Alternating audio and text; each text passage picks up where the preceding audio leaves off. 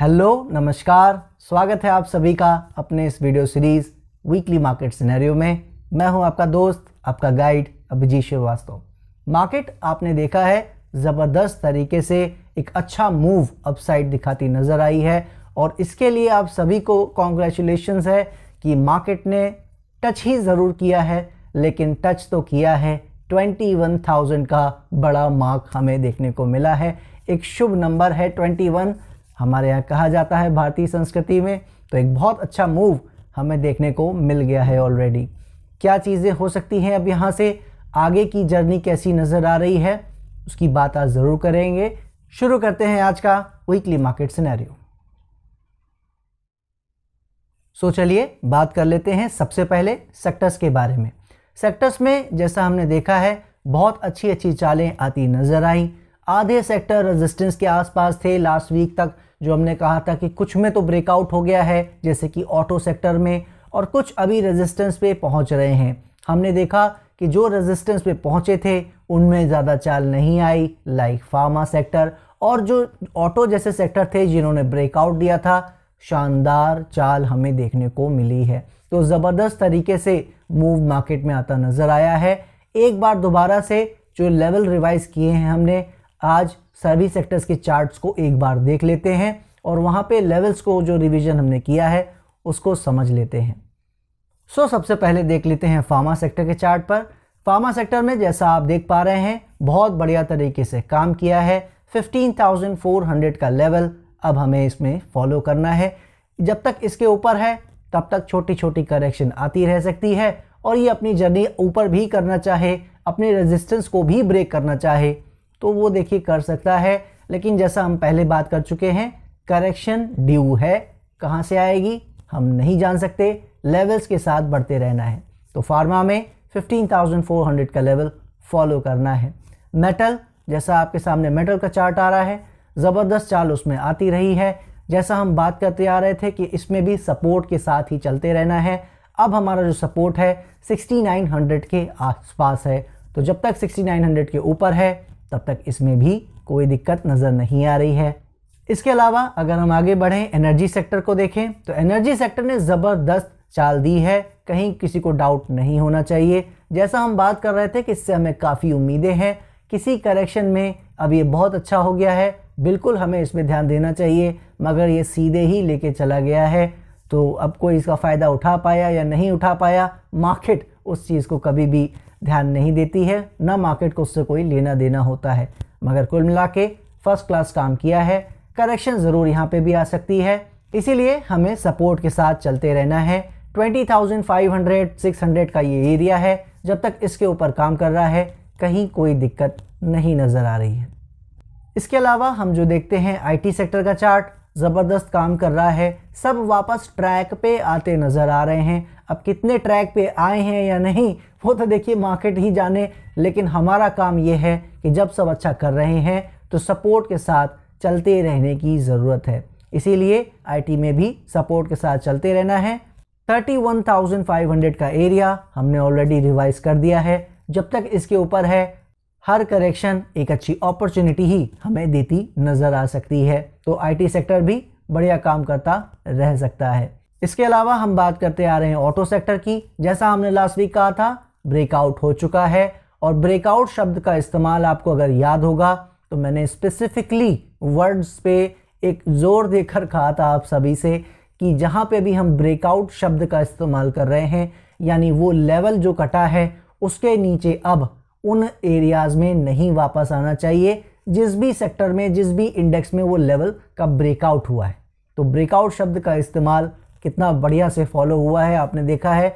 Auto ज़बरदस्त चाल देता नज़र आया है। अब जब तक 16,900 के ऊपर है ये, तब तक कहीं कोई दिक्कत नहीं है। छोटी छोटी करेक्शन करके चलते रहना चाहे तो चलता रह सकता है। इसके अलावा एफएमसीजी सेक्टर की बात करें तो एफएमसीजी ऑलरेडी अच्छा कर रहा था, उसमें कभी कोई दिक्कत आई ही नहीं थी, हमारे सपोर्ट्स को ही फॉलो कर रहा था। अब वो रिवाइज हो गया है, जैसा आप देख रहे हो, शानदार चाल दिखाता नजर आया है। 52,700 के आसपास का ये एरिया है। जब तक ये सपोर्ट एरिया ब्रेक ना करे बिल्कुल इसमें कहीं कोई दिक्कत नज़र नहीं आएगी। वहीं पीएसयू बैंक जो अपना अच्छा काम कर रहा था उसमें बहुत ऐसा ज़बरदस्त चाल तो देखने को नहीं मिली। इसी कारण से हमारा लेवल भी बहुत ज़्यादा अच्छे से रिवाइज तो नहीं हो सका है, लेकिन एक अच्छा एरिया है 4900, 4860, ये जो एरियाज़ हैं इसके नीचे इसे नहीं चलना चाहिए। जब तक इन एरियाज़ के ऊपर मोटा मोटी काम कर रहा है, सूनर और लेटर ये आगे और अच्छा करता बिल्कुल नज़र आ सकता है, उसमें कहीं कोई दिक्कत फ़िलहाल नहीं है। इसके अलावा आपको याद होगा हमारा फेवरेट, जो सबसे पहले हमने फेवरेटिज्म की बात की थी 2023 में, रियल्टी की बात करते आ रहे हैं और क्या शानदार चाल दिया है। थोड़ा समय हमारी सोच से ज़रूर ज़्यादा लिया, लेकिन आपने देखा है रिवॉर्ड भी ज़बरदस्त देता नज़र आया है। तो अब जब इतनी बढ़िया चाल हमें ऑलरेडी मिल चुकी है, तो सिंपल सी बात है, सपोर्ट के साथ चलते रहना है। सो 645 ये एक सपोर्ट एरिया है, इसके साथ ही आगे बढ़ते रहना है। सो ये जितने भी चार्ट्स हमने देखे, ये पूरे सेक्टर्स के हमने सारे सपोर्ट एरिया एक बार नज़र डाल लिए हैं, लेकिन ये ध्यान रखना है कि ये वो सपोर्ट एरियाज़ हैं जो ज़्यादातर इंडेक्स की मैं बात कर रहा हूँ, जहाँ पे आपको करेक्शन इसके ऊपर ही ऊपर करके अगर चलना चाहे तो वो चलते रह सकते हैं, लेकिन जैसे ही ये लेवल कटेंगे, ये वही पुरानी सिनेरियो है, याद रखिएगा, जो अभी नीचे लेवल हमारा कटा था निफ्टी में, और उसके बाद जो डर था हमारे लिए कि बड़ी करेक्शन अगर जाएगा तो फिर वो लेवल कौन से काम आएंगे, तो ये वो इंडेक्स के अब ये नए लेवल बन चुके हैं। तो जब तक इनके ऊपर है तब तक तो ये सेफ़ हैं, तब तक तो ये अच्छा कर सकते हैं। थोड़ा बहुत याद रखिएगा, लेवल कोई एग्जैक्ट एरिया नहीं होता है, जोन होती है, तो उसके नीचे डिसाइसिवली अगर ये अच्छे से नहीं गए, अच्छे से होल्ड करते रहे, छोटी छोटी करेक्शन करते रहे, तो कोई दिक्कत नहीं है। वरना जब भी ये लेवल ब्रेक करेंगे, किसी भी सेक्टर में याद रखिएगा, उसका मार्केट से ज़्यादा लेना देना नहीं होगा, उसमें करेक्शन का साइज़ बढ़ सकता है। ठीक है, तो इसीलिए इन लेवल्स को बहुत ही ध्यान से देखते रहना है। ब्रॉडर सेंस के लिए जैसा आपको पता है, हम यहाँ मार्केट में देखते हैं, तो उसके हिसाब से बात कर रहे हैं। अदरवाइज स्टॉक स्पेसिफिक अपनी चालें सबकी चल रही हैं। आज भी स्टॉक ऐसे हैं जो गिर रहे हैं, अभी तक बढ़ने का नाम नहीं ले रहे हैं। मुझे बताने की ज़रूरत नहीं है, कईयों के पास ऐसे कॉमन स्टॉक्स हैं, राइट। तो बिल्कुल अब उनका जब समय आएगा तब वो चलेंगे, राइट। तो इसी तरीके से हमें या तो स्टॉक स्पेसिफिक देख पा रहे हैं तो कोई दिक्कत ही नहीं है। अदरवाइज सेक्टर्स सिंपल यही सजेस्ट कर रहे हैं, लेवल्स के साथ बस आगे बढ़ते चलना है। ज़्यादा कुछ कहने सुनने को उसमें अब है नहीं, क्योंकि मार्केट फर्स्ट क्लास तरीके से ऊपर निकल चुकी है। सो अब बात कर लेते हैं ग्लोबल मार्केट की। ग्लोबल मार्केट में डाउ जोन्स, याद होगा आपको, जो हमारे लिए प्रॉब्लम शुरू में क्रिएट कर रहा था, प्रॉब्लम लाया था, उसके कारण ही हमारे निफ्टी में लेवल ब्रेक किए थे, और वो सारा कुछ उसके हिसाब से ही सारा गड़बड़ाता नज़र आया था मामला। आपने देखा क्या वी शेप में रिकवरी दिया और क्या शानदार चाल दिखाता नज़र आया है। रेजिस्टेंस जोन जो कई महीनों से, या मुझे कहना चाहिए पूरा 2023 निकल गया, हमारे दिए हुए रेजिस्टेंस एरिया को पार नहीं कर पाया, अब उसको फाइनली पार कर पाया है। तो उम्मीद यही है कि जो ये जोन हमने दे रखा है, अब ये डिसाइसिवली नीचे की ओर शायद ना कटे, और ये तब तक ही सुरक्षित है, तब तक ही ये आगे अच्छा करने का जो इसका प्रोस्पेक्ट दिख रहा है वो अच्छा बिल्कुल कर सकता है, कहीं कोई दिक्कत नहीं नज़र आ रही है। इसके अलावा जितने इंडेक्सेस हम देखते हैं, नैस्डैक या कैक, डैक्स, एफटीएससी, निकाई, ब्राज़ील जिसकी हमने बात की थी, फ्रेश, सब फर्स्ट क्लास तरीके से काम कर रहे हैं। थोड़ी वीक, इस वीक में आप कह सकते हो थोड़ी बहुत करेक्शन भी हमें देखने को मिली है, तो वो कोई ऐसा खास प्रॉब्लम नहीं है, क्योंकि ब्राज़ील ऑलरेडी आपको जैसा मैंने बताया था, वो अभी अपने रेजिस्टेंस को पार नहीं कर सका है। एक अच्छी चाल दे चुका था और अच्छी चाल दिया है हमारे बात करने के बाद, मगर एक करेक्शन ड्यू है। अब वो करेगा या बाद में करेगा नहीं पता, राइट। तो इसीलिए बस ये मान के चलना है कि ये आगे अच्छा करते बिल्कुल नज़र आ सकते हैं आने वाले महीनों से सालों के लिए। तो ग्लोबल मार्केट में अगर हम इंडेक्सेस की बात करें, स्टॉक मार्केट के, कहीं कोई दिक्कत नज़र नहीं आ रही है। इनफैक्ट एफटीएससी जो अंडर परफॉर्मर था वो भी अभी ठीक ठाक तरीके से खड़ा हुआ है। इसके अलावा जो हमारा स्मॉल कैप इंडेक्स है ग्लोबल मार्केट का, रसेल यूएस मार्केट का, वो भी ठीक तरीके से काम करके निकाल के लेता जा रहा है, उसमें भी कहीं कोई दिक्कत नहीं है। हमारा स्मॉल कैप जो था वो भी आपको पता है फर्स्ट क्लास तरीके से काम किया है, ज़बरदस्त तरीके की चाल उसमें ऑलरेडी आ चुकी है, तो उसमें भी कोई ख़ास दिक्कत नज़र नहीं आ रही है, फर्स्ट क्लास तरीके से काम कर रहा है। करेक्शन छोटी मोटी आती रहेगी जब तक, तब तक कहीं कोई दिक्कत नहीं है। इसके अलावा अगर हम बात करें डॉलर इंडेक्स की, तो डॉलर इंडेक्स वही कांटा फंसाए हुए है। आपको याद होगा जैसा मैंने कहा था कि 102.67 समथिंग के आसपास हमारा सपोर्ट एरिया था, उसको इसने ब्रेक नहीं किया था और हमने लास्ट वीक ही कहा था कि उसके ऊपर बड़ी तेज़ी से आया है लो लगाने के बाद। हमने क्या देखा इस वीक, और उसमें बाउंस आता नज़र आया। 102 पॉइंट समथिंग का जो लो लगा था इस वीक 104 के आसपास आता नज़र आया है। ध्यान क्या देना है, 105 के ऊपर डिसाइसिवली इसको ज़्यादा चलना नहीं चाहिए मेरी नज़र में। अब हालांकि बाउंस और लेना चाहे, याद रखिएगा ये ले सकता है, वापस 106.7 जाना चाहे जा सकता है, मगर जाना चाहिए नहीं, राइट। तो 105 is also more than enough, इसीलिए हमें 105 एरिया को एक बार देखना चाहिए, क्या उसके ऊपर जा रहा है क्या, तभी खतरे की घंटी बजेगी।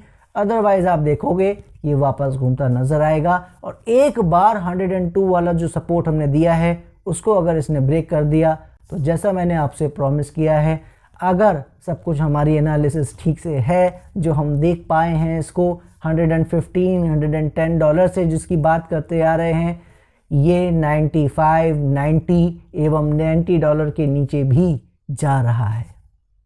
इसके अलावा जो बॉन्ड यील्ड था, बॉन्ड यील्ड में भी बहुत अच्छी एक आप कह सकते हो फॉल आ चुकी है, लेकिन अब वो उसी लेवल पे वापस आ गया है जिसको काटना इसे नीचे ज़रूरी है। तो वो भी काटता है या नहीं काटता है वो देख लेंगे। और इसके अलावा जो हमारा सबसे ज़रूरी जो इंडेक्स था क्रूड ऑयल का, जो उस वॉर की वजह से हमने बात करनी है जिसमें शुरुआत की थी, सारा उसमें आपने देखा है फिजल आउट हो चुका है। जितनी बातें और कहानियाँ चल रही थी स्लो डाउन हो चुकी हैं। लेकिन ये याद रखिएगा कि वो तो ख़तरा हमेशा ही बना रहता है कि वो कभी भी अगर 97, 98 वो डॉलर एरिया जाके काट देगा तो जाहिर सी बात है प्रॉब्लम आ जाएगी। मगर क्रूड ऑयल में आज मैं आपको एक लेवल दिखा दे रहा हूँ चार्ट्स पे। ये रहा क्रूड ऑयल का चार्ट। इसमें रेजिस्टेंस तो 97, 98 डॉलर का रहेगा, लेकिन अगर रिलैक्स वाली सिचुएशन में आना है तो इसको $65 का एरिया नीचे ब्रेक करना पड़ेगा। जी हाँ, एक बार अगर $65 के नीचे ये आ गया तो ये आप समझ लो फिर जल्दी ऊपर $90 की साइड भी शायद ना जा सके, ऐसा हमें नज़र आ रहा है। बाकी क्या होगा कैसे होगा वो हम देखते रहेंगे। आप अभी फ़िलहाल ये बैंड समझ सकते हो, ऊपर 95 नीचे 65, इसी $30 में ये अब अपने कई महीने भी यहाँ पे चाहे तो निकाल सकता है। और अगर $65 ब्रेक कर गया तो फिर तो बल्ले बल्ले है ही। सो अब बात कर लेते हैं निफ्टी के बारे में। निफ्टी के बारे में आपको याद होगा हमने बात की थी कि ब्रेकआउट शब्द का इस्तेमाल जो हमने ऑटो में किया था वही निफ्टी में भी किया था कि अब 19,800 से 19,900 का लेवल ब्रेक नहीं करना चाहिए। जब तक उसको ये ब्रेक नहीं करेगा अब नीचे, तब तक सब कुछ चंगा सी, कहीं कोई दिक्कत नहीं है। क्या देखा आपने, वो इलेक्शन का रिज़ल्ट आया था संडे को और उसके बाद मंडे को खुला ही गैप अप और एकदम 20,500 की साइड ही खुला, और उसके बाद से आपने देखा कभी भी पीछे मुड़ के उसने देखा नहीं है। 21,000 का हाई हमने इस वीक देख लिया है ऑलरेडी और बहुत शानदार चाल हमें देखने को मिली है। तो अब ये रेजिस्टेंस वाले एरिया में आ गया है, जैसा मैंने आपसे कहा था कि 20,700, 800 और 21,000 से नीचे एक एरिया है। मुझे एग्जैक्ट लेवल कह पाना मेरे लिए मुश्किल था उस समय भी और आज भी है, राइट। लेकिन मैंने आपसे क्या कहा था कि रेजिस्टेंस है तो अब करेक्शन ही आनी चाहिए, ज़्यादा प्रॉब्लम नहीं आनी चाहिए, क्योंकि अगर आई तो फिर तो बड़ी ही आएगी, राइट। तो हमने इसीलिए कहा था ज़्यादा दिक्कत नहीं लेना है। उम्मीद यही है कि उससे ज़्यादा करेक्शन ना आए। अभी तक हमने देखा है कि करेक्शन आई ही नहीं है। तो अब जब एक वीक बीत चुका है, डेटा हमारे सामने है, चार्ट्स हमारे सामने हैं, क्या कोई अपडेट नज़र आ रहा है कमेंट में। देखिए अभी 21,000 का लेवल ब्रेक भी नहीं किया है, करेक्शन की संभावना बनी भी हुई है, चाल इतना ज़बरदस्त ऑलरेडी आ चुका है कि करेक्शन आ भी जाएगी तो कोई ख़ास बात है भी नहीं। लेकिन एक बात मैं आपको ज़रूर बताना चाहूँगा जो चार्ट से रिलेटेड नहीं है, क्योंकि याद रखिएगा चार्ट क्या कह रहा है पहले बता देता हूँ कि 21,000 का इंडेक्स है, वहीं चल रहा है करीब करीब, वापस 20,600, 20,400 इस तरीके से अगर थोड़ा बहुत करेक्शन करने आना चाहे तो कोई बड़ी बात नहीं है, राइट। वो बिल्कुल नॉर्मल सी बात है। अब मेरी नज़र में आप मुझसे पूछोगे तो सपोर्ट हम चेंज नहीं किए हुए हैं, सपोर्ट अभी भी 19,900 के आसपास का है, लेकिन मुझे पर्सनली ऐसा लगता है कि 20,200-300 साइड भी नहीं आना चाहिए। Chart wise and psychology wise मैं आपको ये बता रहा हूँ। अब बात कर लेता हूँ उस बात की जो मैंने थोड़ा सा मार्केट में सेंस लेने की कोशिश की है। देखिए, जो मुझे अपने दोस्तों से और जो भी कलीग्स थे मेरे पुराने, उनसे बात करके पता लगा है, वो यही पता लगा है कि बहुत अच्छे अच्छे एनालिस्ट के शॉर्ट सेल पोजीशन फंस गए हैं। जी हाँ, बहुत अच्छे अच्छे लेवल पे जो आप समझ लो टीवी पे आते हैं या यूट्यूब चैनल पे आते हैं, उनके शॉर्ट सेल फंस चुके हैं और बहुत ज़्यादा वो कॉन्फिडेंट थे कि वो भी यही सोच रहे थे कि गिर जाएगी, राइट। हम भी यही सोच रहे थे कि अगर सपोर्ट हमारा टूटा 18,500 का तो गिरेगी, मगर उन्होंने उस पर पोजीशन बना ली और वो भी सपोर्ट ब्रेक करने का वेट नहीं किया, उन्होंने ऊपर बेचना शुरू कर दिया। तो जानते हो आप, जिसके पास पैसा बड़ा होता है वो हर लेवल पे शॉर्ट करता चला जाता है। तो मुझे ऐसा पता लगा है कि कुछ अच्छे एनालिस्ट का भी पैसा फंस चुका है। तो आप इससे समझ सकते हो, जब अच्छे अच्छे एनालिस्ट शॉर्ट सेल में फंसे हुए हैं तो फिर जो नॉर्मल पर्सन है वो यहाँ किसका बाय होगा, कौन बाय करके फंसा होगा या पैसा कमा रहा होगा, राइट। तो हर आदमी इसको हेट की नज़र से देख रहा है, इस मार्केट को कमा कोई पाया नहीं है, तो शॉर्ट सेल सब करने पे रेडी है। तो कहने का मतलब मेरा यही है कि अगर पोजीशन इतनी ज़्यादा शॉर्ट सेल साइड है तो मैं बस आपसे ये कह सकता हूँ कि यहाँ पे बहुत बड़ा करेक्शन मेरे हिसाब से फिर नहीं आना चाहिए, ठीक है। अब ये जैसा मैंने कहा, ये जो मेरा व्यू मैं अभी आपको बोल रहा हूँ, ये सिर्फ इस डाटा के बेस पे है। अब वो डाटा कितना सही है कितना गलत है, उसकी ऑथेंटिसिटी का मैं यहाँ कोई भी आपको सजेशन नहीं दे रहा हूँ, मुझे नहीं पता है। लेकिन जो मुझे पता लगा है वो मैंने आपको एक अंदाज़ा देने की कोशिश की है। अगर इस चीज़ को सच मान के अगर हम बात करें और आपको अंदाज़ा देने की कोशिश करें तो ये 300-400 पॉइंट भी ज़्यादा नहीं गिरेगा। मतलब 300-400 पॉइंट भी 21,000 से आप मान लो कि 20,600 भी ज़्यादा ही है उस केस में जो आपको मैं अभी बताने की कोशिश कर रहा हूँ, राइट। वरना राइट याद रखिएगा, इसके पास 20,200 20,000 तक आने का अभी भी है। लेकिन जो बिहेवियर है इसका, और ख़ासकर जो ये मुझे डेटा मिला है, जो न्यूज़ मिली है, उसके बेस पे तो लग रहा है कि ये करेक्शन करने के मूड में नहीं है। और ये अब यहाँ से जब निकलेगा तो जैसा मैंने आपको बताया था कि 22,000 और उसके ऊपर के एरियाज़ फिर हमें देखने को ईज़िली मिल सकते हैं। तो अगर यहाँ से ये निकला तो समझ लीजिए कि फिर हम 22,000 का लेवल भी बड़ी जल्दी देखने जा रहे हैं। जी हाँ, अब ये आप कह सकते हो कि तेज़ी आ गई है तो मैं तेज़ी की बात कर रहा हूँ, लेकिन जो मेरा वीडियो देखते हैं उनको पता है मुझे तो नीचे भी कोई दिक्कत नहीं थी बुल की बात करने में। जब 15,000 का लेवल था मुझे 17,000 पे भी दिक्कत नहीं थी, जब वहाँ पे लोग 15,000 की बातें कर रहे थे। मार्केट ओवरऑल जैसा मैंने कहा अच्छी लग रही है। स्टॉक्स के बारे में जैसा मैंने आपसे कह दिया था लास्ट वीक ही, आप देख लीजिए, अगर ध्यान से कोई देखेगा तो पोर्टफोलियो में जो स्मॉल कैप और मिड कैप वाली कैटेगरी है उसमें बहुत चाल नहीं आई है। जितना उन्होंने अच्छी चाल एंजॉय किया है, जो आपका निकला था पीछे जून जुलाई का मंथ या अगस्त सितंबर का मंथ, जो वहाँ चाल मिली थी, अक्टूबर के बाद से वैसी चाल आई नहीं है। स्मॉल कैप चले ज़रूर हैं लेकिन उस तरह की चाल नहीं आई है। स्टॉक स्पेसिफिक की बात नहीं कर रहा हूँ, ब्रॉडर सेंस की बात कर रहा हूँ। तो कहने का मतलब ये है, आप देखो जाके इस वीक या लास्ट वीक भी जो चाल आई हैं वो ज़्यादातर फ्यूचर के स्टॉक्स में आई हैं, यानी जो यूजुअली बड़े स्टॉक्स हैं, लार्ज कैप हैं या जायंट कैप जिसको मैं कहता हूँ।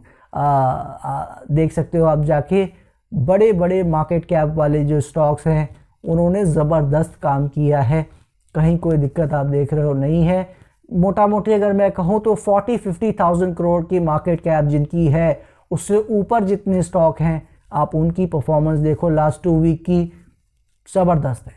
तो वही चीज़ जो मैंने कहा था कि अब उनका नंबर लग गया है, उनमें ही ज़्यादा ध्यान देना है, जो कि निफ्टी 50 है और निफ्टी जूनियर का जो नाम लिया था मैंने, निफ्टी जूनियर, मैं यहाँ लास्ट वीक शायद नाम लेना भूल गया था, लेकिन आपको याद होगा मैंने समरी में अपडेट कर दिया था। तो निफ्टी जूनियर और निफ्टी 50 पे विशेष ध्यान देते रहना है। चाल उसमें ऑलरेडी शुरू हो चुकी है, लेकिन पार्टी मेरे हिसाब से अभी बहुत बाकी है। एंजॉय करते रहना है, लेकिन ये ध्यान रखना है कि पार्टी कभी भी समाप्त हो जाए तो उसके लिए हमेशा प्रिपेयर रहना है कि कोई भी गड़बड़ अगर आती है तो उसके लिए हमारी प्रिपरेशन रहनी चाहिए। फिलहाल दिक्कत मुझे कोई नज़र अब मार्केट में नहीं आ रही है। छोटी मोटी करेक्शन के लिए प्रिपेयर रहना है। आशा करता हूँ मैं अपनी बात आपके सामने रख पाया होऊंगा, कहीं कोई दिक्कत नहीं है। इन्वेस्टर्स को ज़्यादा ध्यान देना ही नहीं है, और ट्रेडर्स को, जैसा हम लास्ट वीक की बात कर चुके हैं, बिल्कुल अब काम करने की कोशिश करनी चाहिए। ये अच्छा अपॉर्चुनिटी है, अच्छा समय है, बिल्कुल ध्यान देना चाहिए। दीजिए मुझे इजाज़त, नेक्स्ट वीक फिर मिलेंगे। तब तक के लिए जय हिंद, जय भारत।